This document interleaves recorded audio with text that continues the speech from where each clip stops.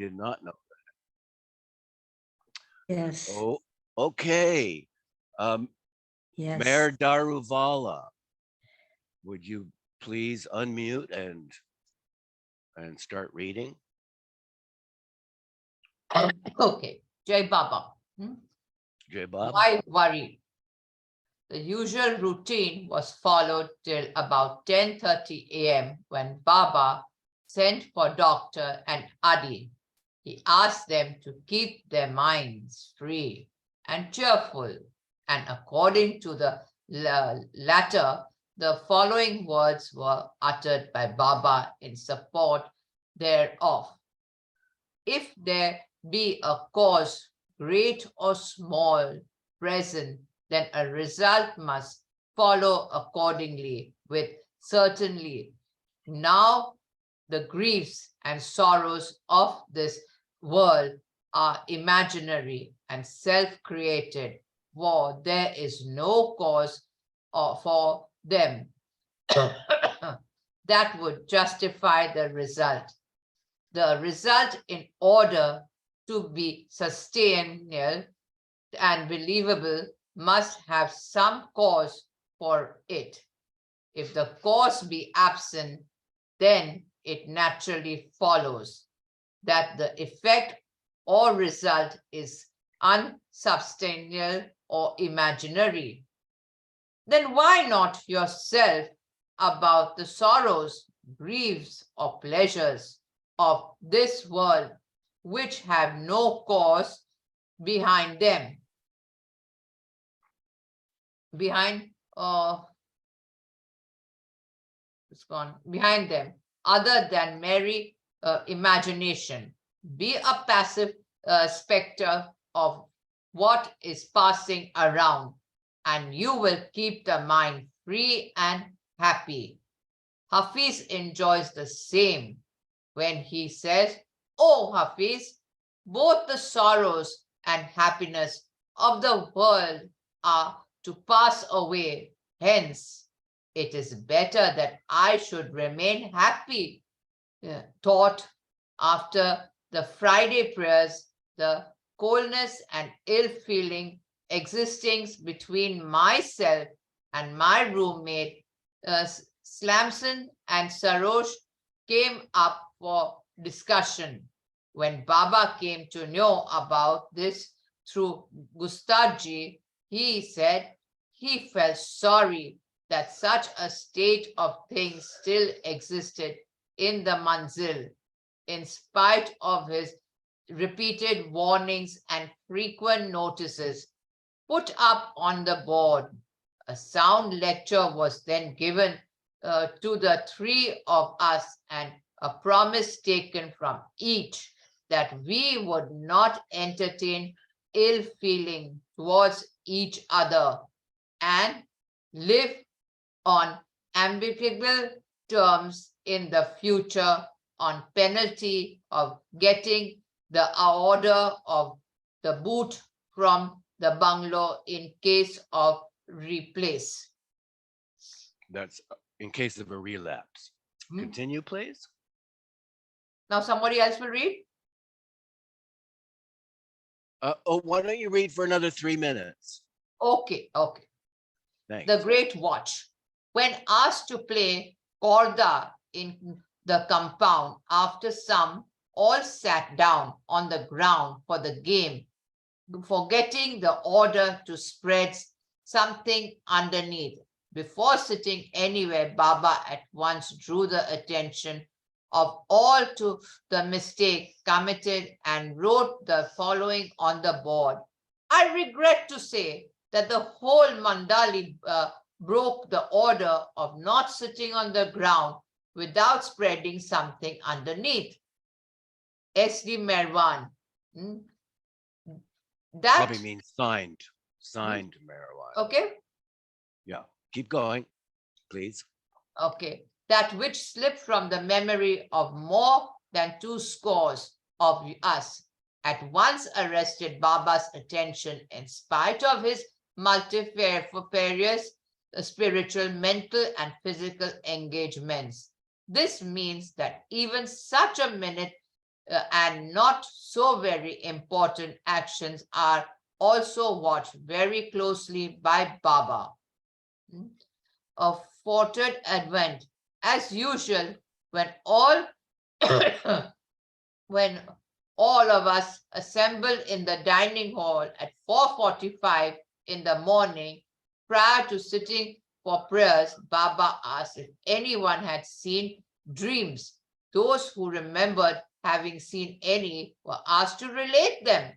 Doctor said he saw himself sitting somewhere near Bhendi Bazaar, Bombay, on the main road footpath in dirty brown colored clothes, when some of his friends and acquaintances passing along pointed fingers at him and said, "This is the erstwhile doctor of Nul Bazaar." Abdul Rahman said that he saw in his dream Kak talking with Baba. Upon this, Baba told that if what he says is true, then Kak will come today from Delhi. After breakfast, Baba asked to play a game of cricket and said Ramjoo and Abdullah should select and captain the teams today. The distinction to both of us proved rather an awkward business, as without knowing properly how to hold the bat, we had to captain the teams. Doctor did not forget, God. Doctor, I don't know where Doctor did not forget to make the most out of it and began cracking jokes. He told Baba that Kak would have matched well with Abdullah, as both have their invertible spectacles always clamped over the eyes. Baba laughed and said, Kak will come today after the play. Kak and Asar really walked in, although for the last 10 days no news had been received from them as to where they were and what they were doing. Thanks, Mayor. Welcome. Anne Elizabeth, can you unmute and continue, please? Okay. So, I don't want to do that. Okay. Amateur washerman. Dirty clothes having accumulated in excess of the washerman's capability of cleaning them away single-handed, Baba asked us all to give him a helping hand in his work. In a short while, the atmosphere underwent an extraordinary change. With so many persons seriously engaged in the different processes of washing, drying, ironing, and fumbling at the steam cleaning fires and the scores of clotheslines fluttering in the air, the back compound looked a miniature professional laundry in Bombay. After supper, Baba sent for all and again broached the subject of his going to Sakori. The question had been partially discussed in the afternoon. Once again, Baba invited the opinions of the Mandali, since all were present there, including Munshi and Vajipdar. Spiritual sufferings, Baba said. My sufferings are becoming unbearable, and by going to Sakori, Maharaj will take down a little burden off my shoulders. But in this, Maharaj will have to suffer much internally. Maharaj may even beat me and disgrace me in the presence of all at Diwali time. I have been telling you all along that advanced saints and pilgrims will disgrace and beat me, since the spiritual world is against me at this time. So it is just possible that Maharaj may take the matter into his own hands by disgracing and beating me. If, however, I remain here, I shall have to suffer terribly. With the exception of Munshi and Bajitar, who were against the proposal of Baba going to Sakori, all the rest preferred that he went, and accordingly, Baba has decided to leave for Sakori tonight by the Delhi Express. The true teacher. Then Baba asked Doctor to bring the passage from Swami Vivekananda's book, on which an explanation has been postponed for so many times. The passage was then read before the Mandali. It read as follows. Quote, the only true teacher is he who can convert himself, as it were, into 1,000 persons at a moment's notice, and who can immediately come down to the level of the student and transfer his soul to the student's soul, see through the student's eyes, hear through his ears, and understand through his mind. Such a teacher and none else can teach, end quote. Explaining this, Baba said, a teacher, an MA teaching the alphabet to the students, must of necessity bring himself down to the level of his students, and so read, write, and repeat A, B, C along with them. Then only he will be able to teach and impart his own knowledge to them and gradually bring them to his own level. If he does not bring himself down from the dizzy heights of his attainments, then the labor bestowed by him will be wasted upon the students. Similarly, a perfect master brings himself down so close to the ordinary run of mankind that in the course of time, he is able to impart his knowledge to them. Take the case of Muhammad himself. When harassed by enemies and finding himself in danger of his life, he actually fled from Mecca and took refuge in Medina. Now, the greatest spiritual master of the world, by fleeing from the place of his birth, acted after the manner of an ordinary human being when confronted with such an emergency. It is for this reason only that a spiritually sober master can make others like himself, a thing impossible with the spiritually intoxicated. The latter are so much drowned in the sea of divinity that they have not even the sense of their body left with them. When such is the case, how can they give understanding to others and show truth? Interpretations. Baba continued that things that were to happen in Pune, as said by him before, were taking place in Bombay, and added, I told you then that I shall have to suffer a great deal while in Pune, so much so that my eyes will sink in their sockets. This has taken place here in Bombay. I told you that I will be beaten severely by people, so it is just possible that it may occur here. My words will all come true, but how, where, and when, that I know myself. You will not be able to understand them.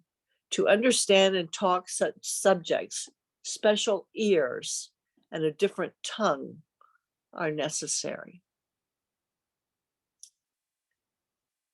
Caught between two fires. Continuing, Baba said, my sufferings are twofold, since the charge in me comes from two sides, a little from Babajan and a large stock from Maharaj. Maharaj knows this and therefore sends word constantly with Rustam, Patel, etc., asking me to go over to Sikori so that he may ease my burdens and sufferings a little. But by doing so, the old man will have to suffer greatly internally. If, however, I don't go, my sufferings will also have gone past bearing, and I am, so to say, placed between two fires.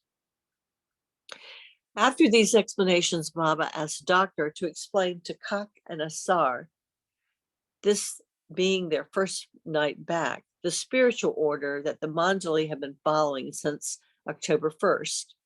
Doctor thereupon told them in detail the new program about getting up in the early morning, taking a bath and sitting in one position, repeating the name of the Almighty, as well as observing a prayer according to our own faith during these hours.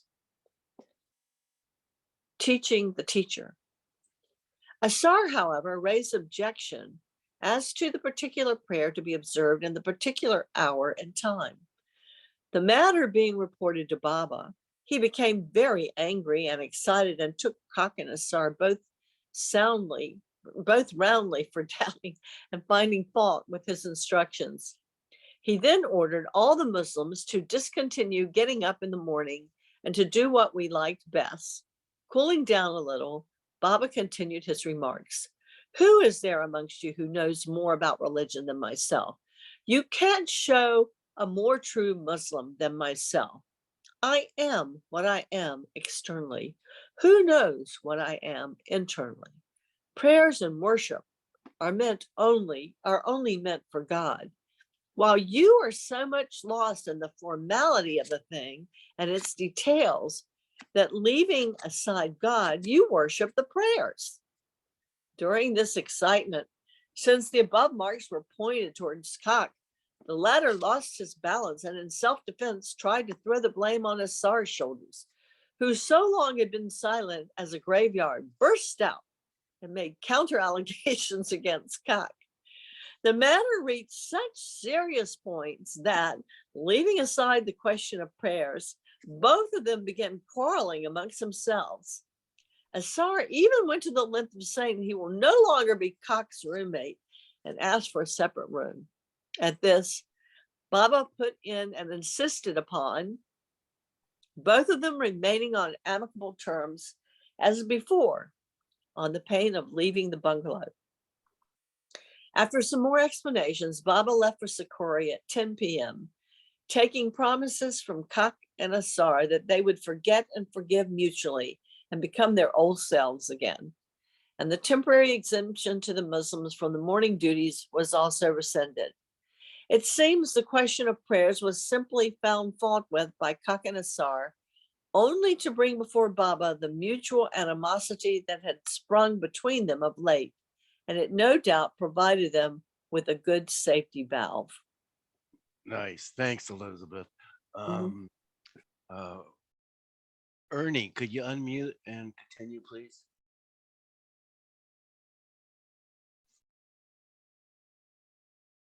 Gari Ban Ka Astra, October 15th, 1922.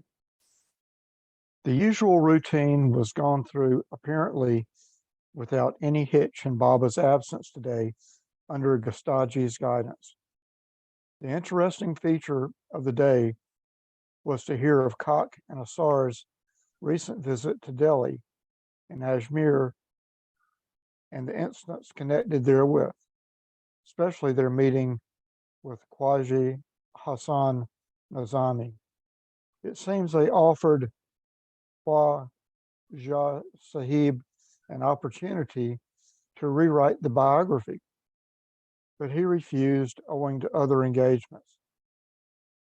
And they had to be content with a few lines from his well-known pen by way of an introduction to the book, which was titled by him as Gariban Ka Asra, that is, the shelter of the poor. It is said that he did not even go through the whole of the manuscript, but simply had a random scanning. And yet, the introduction is simply a grand review of the contents.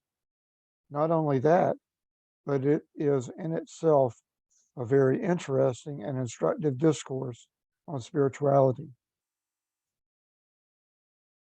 As soon as he saw Sai Baba's photo, Khwaj Sahib remembered having met him when he was alive and held a very high opinion of him. Cock and Asar also had some discussion with Khwaja Sahib about the coming great personality, which is expected in many quarters. He was told Baba's words in this matter, uttered long ago, that the new teacher will manifest himself very soon in the world, and that the first outburst will be in India, and in particular in Karachi. Asar pointedly asked him what he thought of Baba's words in this connection, especially about the manifestation of the messenger in Karachi. While according to Islamic traditions, the manifestation of Imam Mahdi will be in Jerusalem, Khwaja Sahib said there is not much importance in this point. Imam Mahdi will be a perfect master, a sleek or sadguru, as termed by the Hindus. Hence, it will not be difficult for him to appear even at hundreds of places at one time at a time. However great the distance be between the different places. The special program today was kite flying, which was heartily indulged in under the instructions left by Baba. How very considerate of him in providing amusement to the Mandali, even in his absence. October 17th, 1922, Baba returns from Sikori. While we were engaged in spreading cow dung on the back compound, Baba came back from Sikori at about 8:30 a.m. And after going through some letters, etc., received in his absence, he wrote the following notice on the board. If anyone has, during the last 2 days, broken any order of mine, slight or prominent, either knowingly or unconsciously, he should reveal it to me by 8 o'clock tonight. 17/10/22. Signed, Mirwan. All therefore began recounting their mistakes before Baba.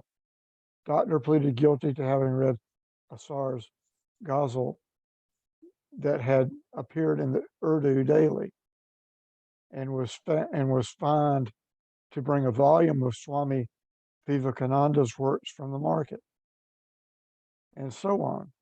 Some more confessions were rattled out and adjudged suitably. Phenomenon of music.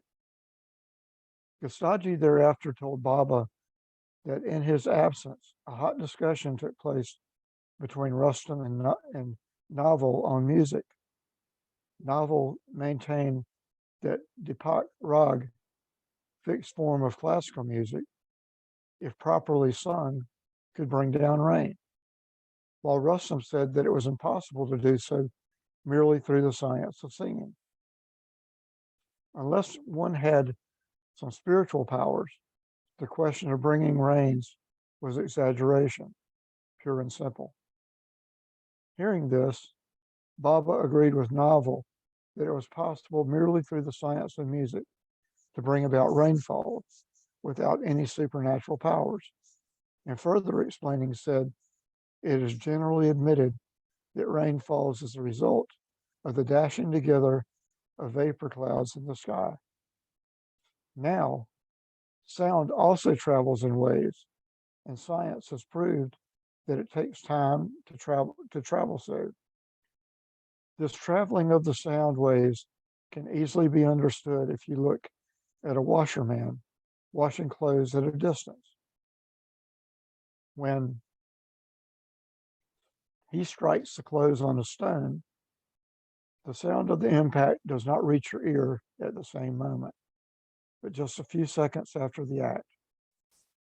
Similarly, in Deepak Rag, the voice containing the required pitch or vibrations reaches the clouds and creates the disturbance.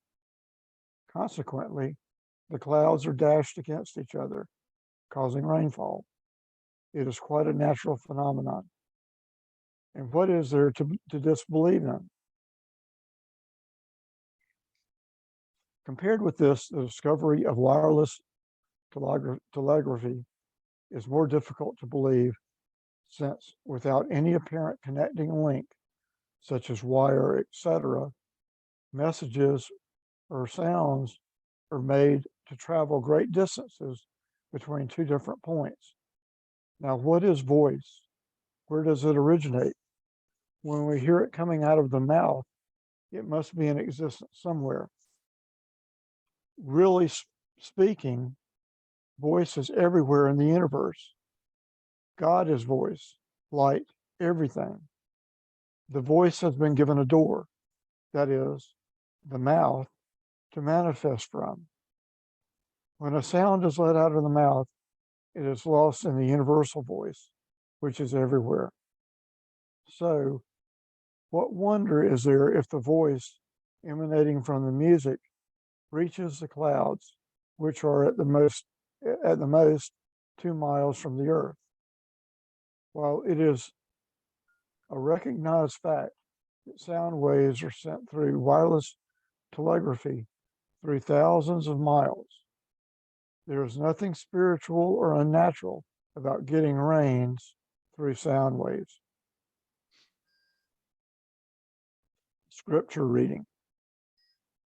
It is for this reason of the sound traveling and creating various vibrations that one should read the holy books, although the meaning may not be understood.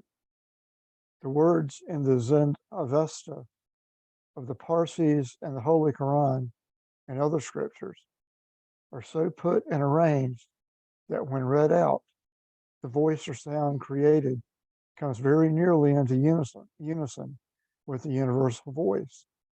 And that goes a great way in affecting something spiritually. God's family. While Doctor was preparing water for Baba's bath in the afternoon, Baba suddenly asked me if God has a mother. I said, I don't know. Thereupon, Baba took me to task for not knowing the ordinary tenets of Islamic faith. To finally decide the affair, cock and a star were requisitioned. The latter, in trying to defend me, added, Ramjoo was right in the reply he gave. How can one tell with certainty that God has parents or not? Baba said, if you are not certain about the point, why should you fall foul of the Christians and cry them down for believing that Jesus is the Son of God, as you yourself are not certain about God and whether he has parents or not? Whatever it may be, you should not forget or put aside your religion so very easily. Externally, you must hold on to it. Thanks, Ernie. Marianne, please. Could you? Okay. All right. Assar tried for some time to defend his point of view, but ultimately had to give in against Baba's logic and arguments, while Kak simply looked on with a pensive look through his spectacles, as is his wont on such occasions. Then turning towards Doctor, Baba asked, has God any children? Doctor replied in the affirmative, while the rest of us said no.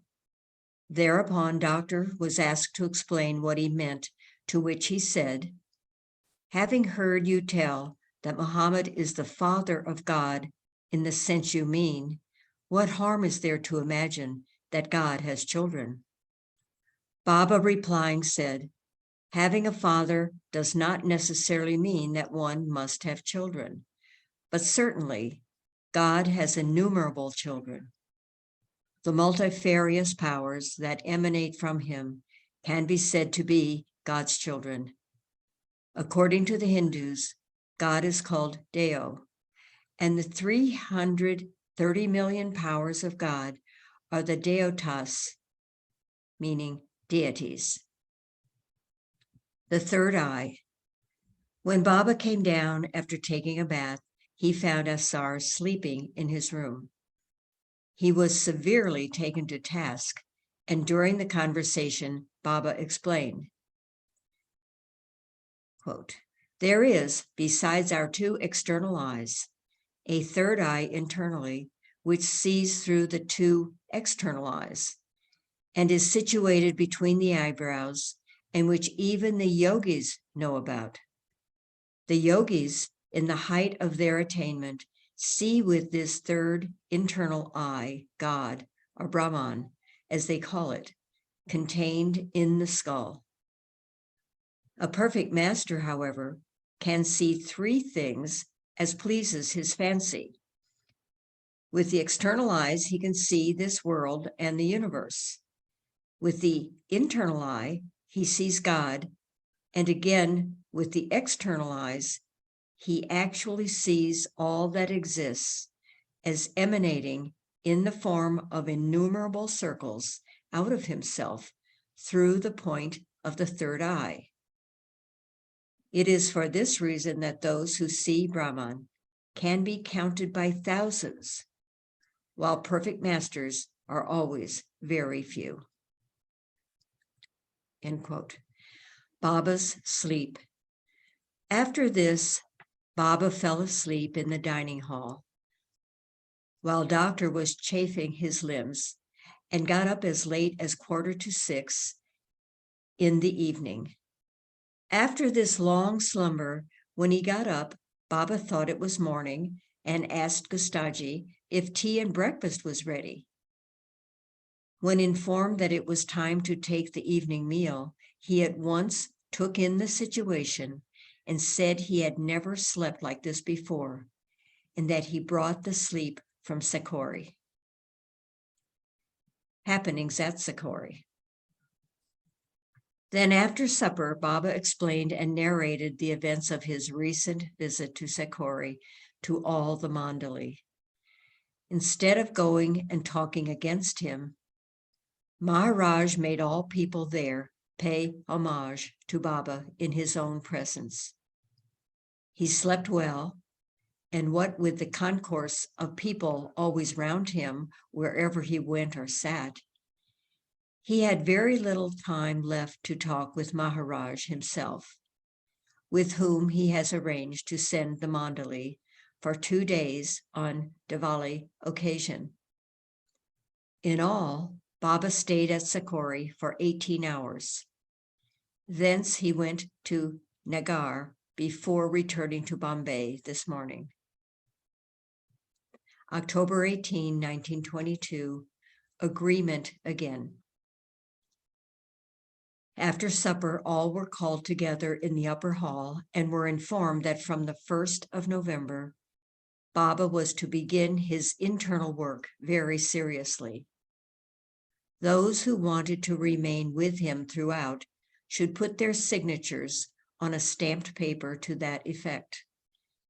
But before doing so, all should think twice and be prepared to stick to him, even if there is a calamity in the family after they give in their signatures. There may well be a death, a serious injury, or other losses in the families of those who are to stay here.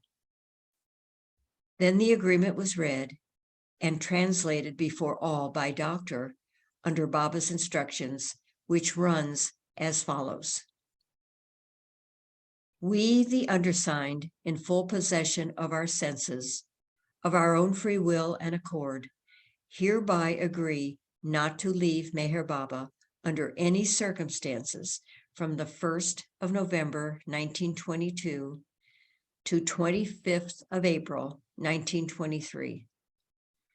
We also agree to stay here with him regardless of any family events, such as death of any nearest relation, friend, or parents. After the lapse of the said period, Meher Baba binds himself to fulfill the promises which he has already verbally agreed to before the 10th of June, 1923.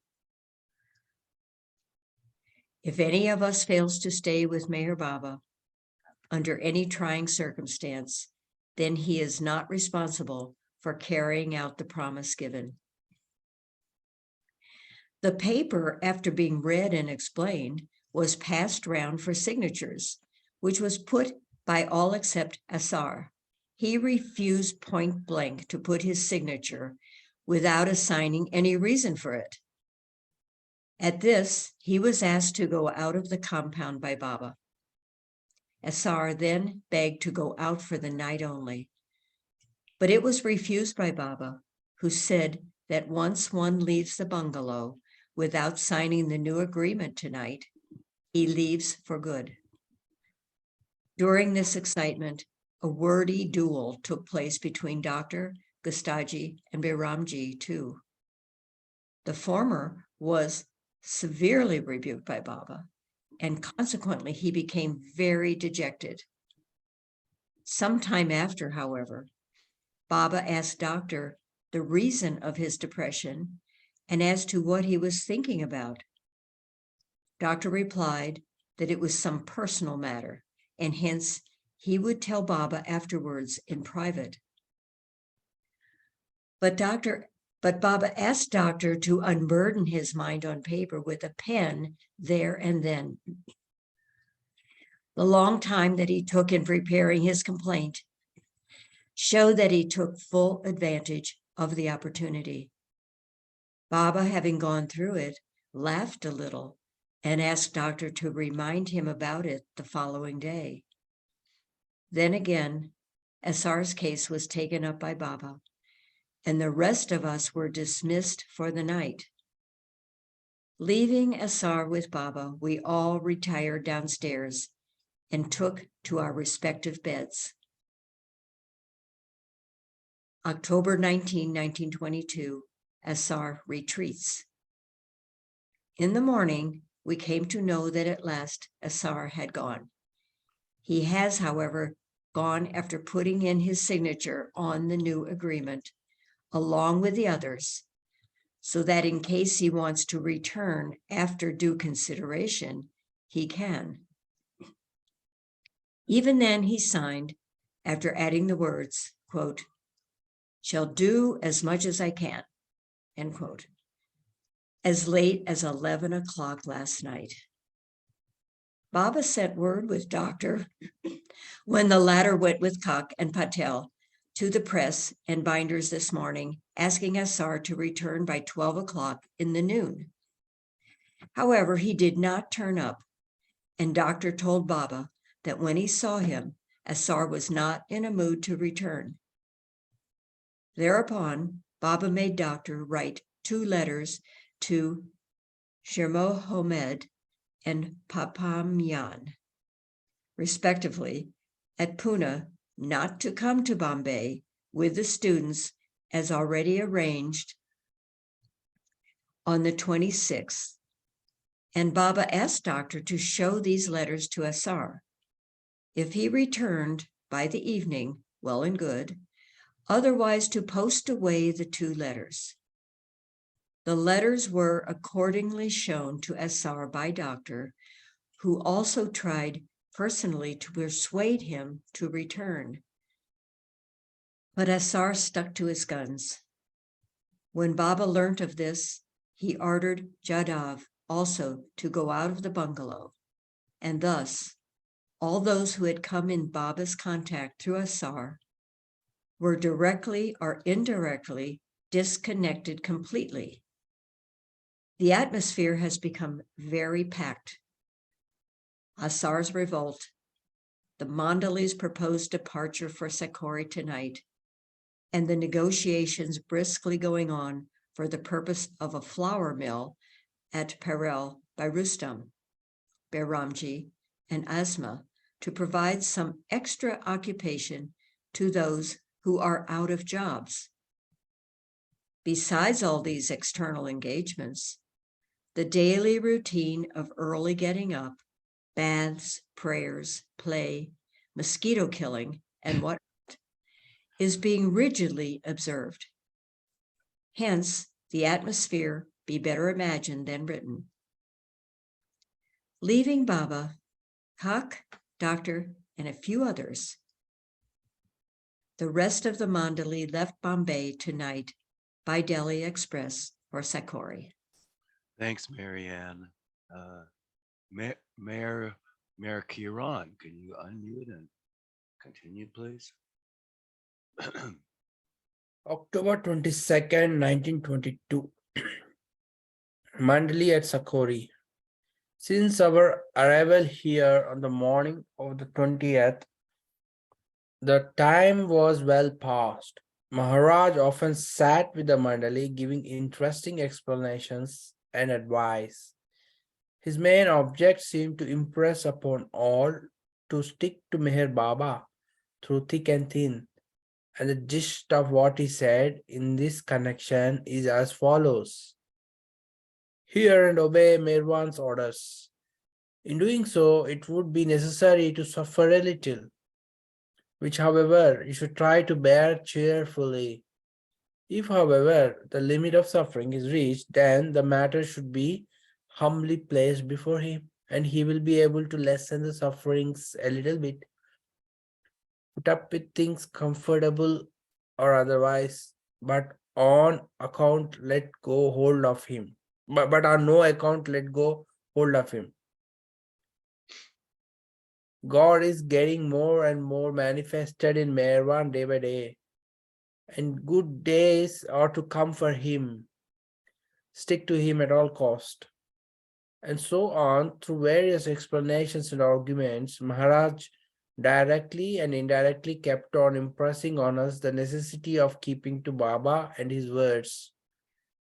Besides the interesting discourses of Sri Maharaj, Durga Mai's efforts and care after the Mandali's food did not play the least part in making our visit as comfortable and pleasant as circumstances would allow.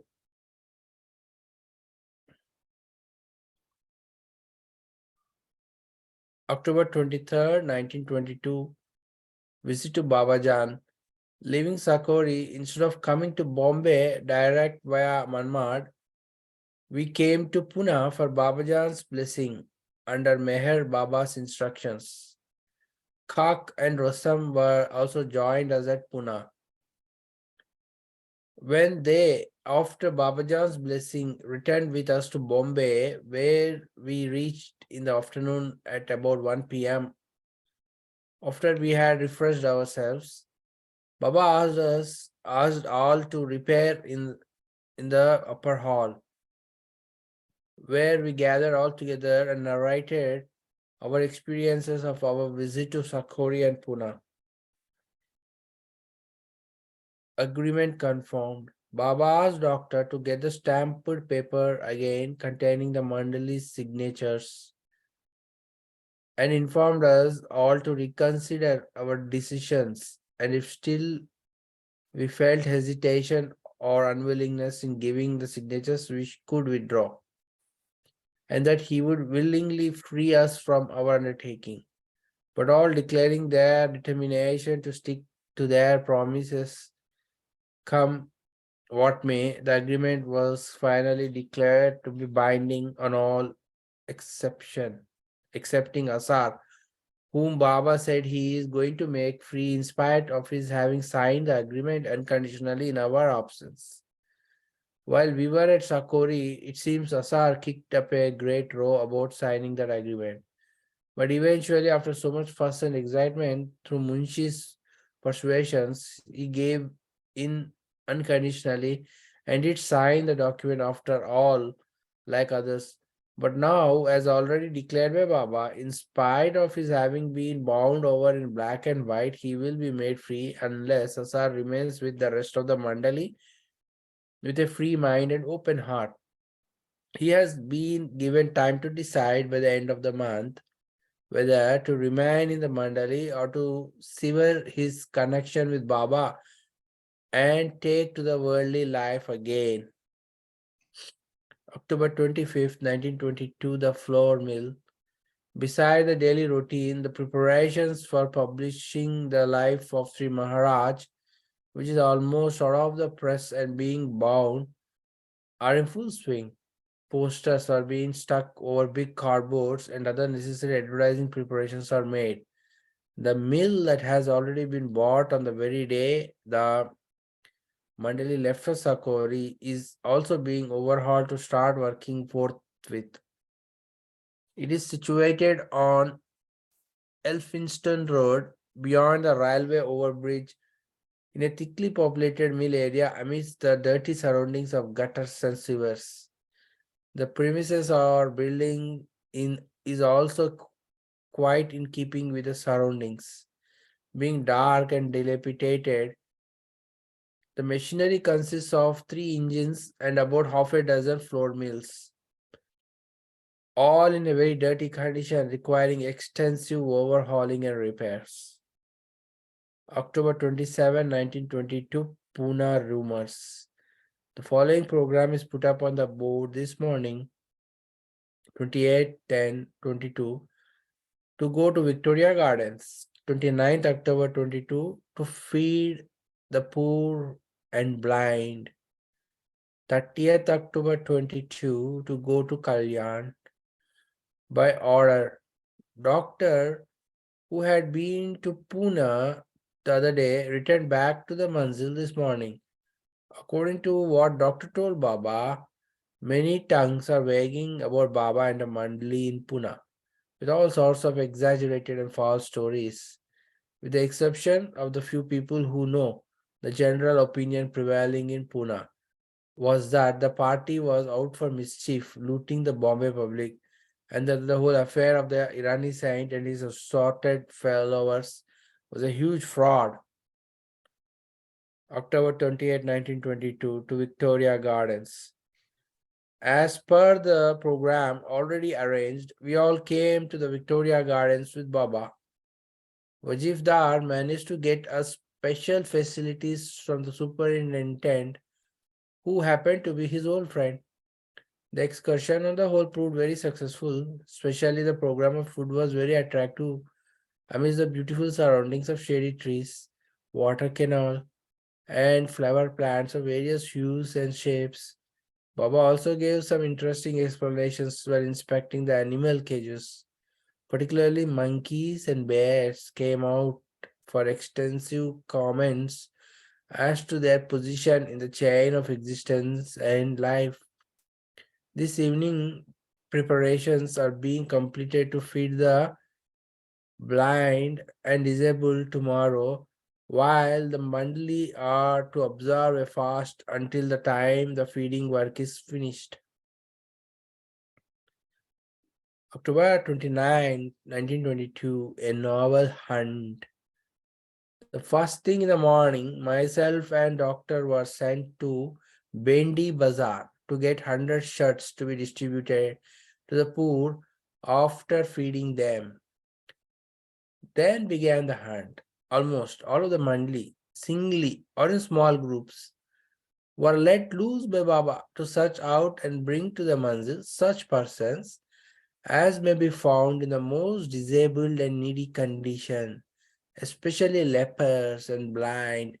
Instead of 200, a couple of thousand beggars can be found in a place like Bombay very easily, where there is a prospect of feeding and clothing. But leaving aside the professional beggars, the question of fishing out the really needy and genuinely disabled persons was not an easy work. Doctor could collar only a single man in his round of 3 miles that answered the standard. Wajif Dar, in the heat of the search, tramped as far as Bendi Bazaar when he came across a bunch of such persons. But how to get them to Dadar was a problem. Thanks, Mayor. Mahu, could you unmute, please? Yes. Give me the title, yeah. Begging of beggars. However, the well-known cricketer proved equally sharp in this game too. He persuaded one of the beggars to stand the tramway fare of the party to Dadar on a promise of repayment in addition to return fare. And thus, to the utter amusement of the other passengers, Vajifdar boarded a tram with a peak of Bombay's neglected society. I had to go as far as Baikula Bridge and the locality adjoining Jacob Circle, where I was successful in getting hold of a lot of such people. Luckily, I had not to beg of the beggars for the conveyance fare, as I came across an old acquaintance from whom I got a loan of a rupee and thus brought them safely to the manzil. Safely because it was a task all along the way to keep the beggars sticking to their agreement of accompanying me to Dadar, as often they showed signs of seceding for the fear of being trapped in some asylum. In short, almost all had considerable difficulty and some adventure in leading in their quota of guests for the feast. Next title is Feeding the Poor. The feeding program was carried on till 2 p.m. when about 200 of Bombay's most needy gentry were fed and clothed. In some cases, some were given a bath in which Baba took quite an active part. We're on page 120. In a couple of cases, in addition to food, bath, and change of linen, Baba also garlanded the parties. After finishing with the feeding work, the Mandali, who were throughout on fast, broke the same at 2 p.m. and took their meals, which included dal rice and a vegetable dish, the same as served to the beggars. October 30th, 1922, towards Malangar, Baba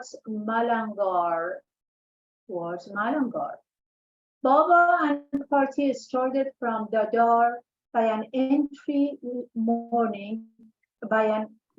early morning local train for Kailan. A couple of motors were engaged at Kailan to take us to the foot of the hill, having Malang Shah's tomb. Owing to the recently finished monsoon, the roads were in a very bad condition, yet somehow with jerks and sharp zigzag driving, the cars made headway to about 6 miles. The drivers of the cars asked us to finish the remaining distance on foot through shortcuts, as the road hereafter was said to be in a prohibitive condition for motoring. Consequently, we left the cars and began tramping towards Malangra. In spite of walking for about an hour, a distance of roughly 3 miles in the fields and hills, we did not seem to be making any headway. On the contrary, we found we had lost the bearings. Next is imaginary tomb.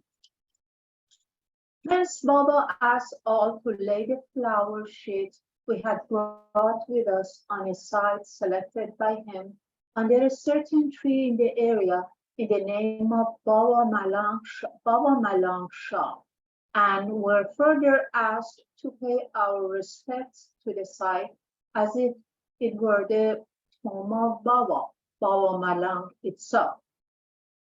We were also asked to repeat our promise of coming again some other time to the actual tomb, and our present inability to climb over the hill was excused.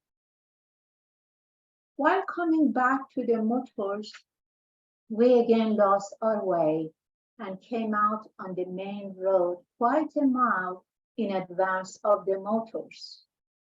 But the latter mistake was very welcome as we came across one of the drivers comfortably seated in a bullock cart and going to a village nearby, thinking, where am I? Seated in a bullock cart and going to a village nearby, thinking us to be returning in the evening. Were it not for this, we would have been obliged to wait for him till the evening. When we came back to Kailan, Baba allowed us to take a badly required meal in a local Irani's hotel to our full satisfaction. Page 121. Better luck next time. We came back to Dadar at about 5:30 when Baba remarked that the day's trip was not incomplete but just according to program, as Kalon and not Malanga was written on the board. Next time, he said, we will take care to write Malanga.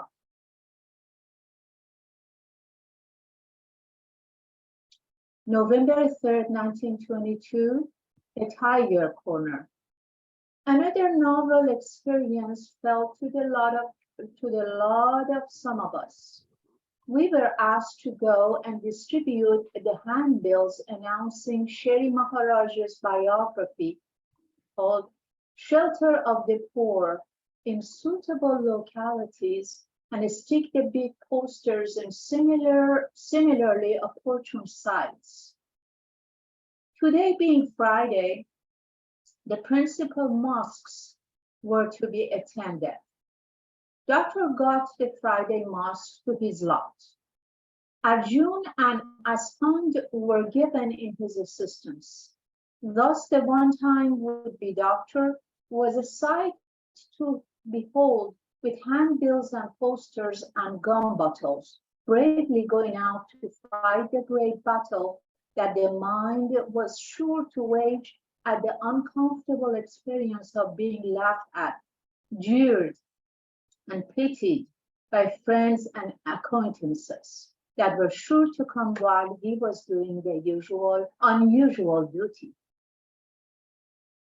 At first, Baba gave me the Jataria Mosque to attend.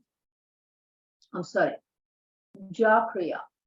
At first, Baba gave me the Jakriya Mosque to attend, the very place I would have liked last, in view of it being situated in the heart of the Muslims from Kutch section, and with the possibility of coming across every second or third man an acquaintance. Guessing the great mental revolt going on in my mind, Baba canceled the order and directed me to Full Gali Mosque near Nul Bazar, while Abdur Rahman was sent to Jakriya Mosque. Thank you, Mahu. Jay, I assume because you're off camera, you're busy. So we'll stop here and continue next week. What page is that? I'm sorry, I lost the page. I want to have it for next time.